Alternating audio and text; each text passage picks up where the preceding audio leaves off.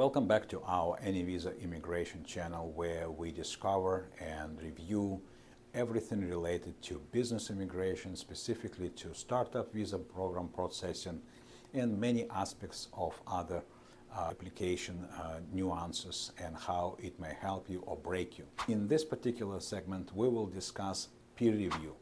Yes, if you're watching our channel, you remember that since August, peer review was cancelled. We have a very, very dramatic development of that decision by the government, and we would like to dive into it.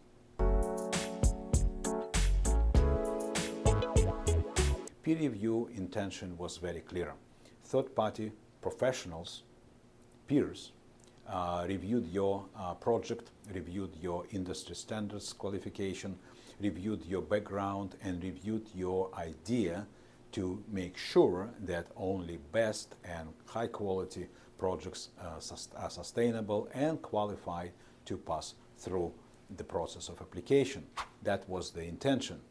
And eventually it came to the point where organizations that conducted and organized peer review, well, kind of screwed up and didn't fulfill the expectations of the government, and they were removed as conductors of those peer reviews. Remember what I said about who conducted peer reviews before? It was other professional or group of professionals who actually know and industry educated or emerged in the industry and know how it works. At least they were peers who knew what they think and assess and what they're talking about. Why it's important now when this peer review is removed? Guess who is doing this assessment now?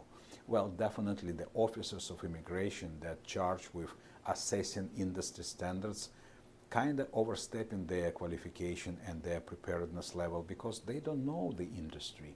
They never were part of this. They never work in this area of industry or even field, and definitely they have different mandate.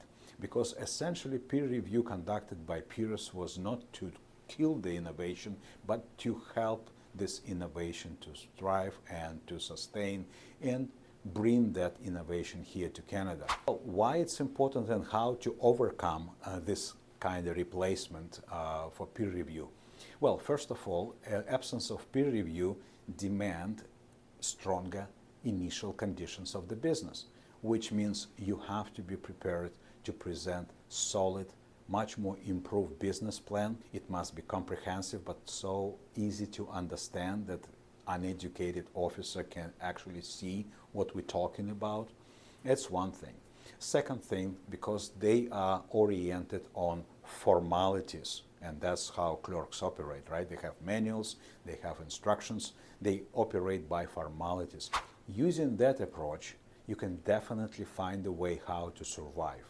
And survival can be in better financial projections, in better calculation, and better investment in your own business development, investment in yourself, in your own education. So you show to the officer that you are up to the standards that he or she expect from you.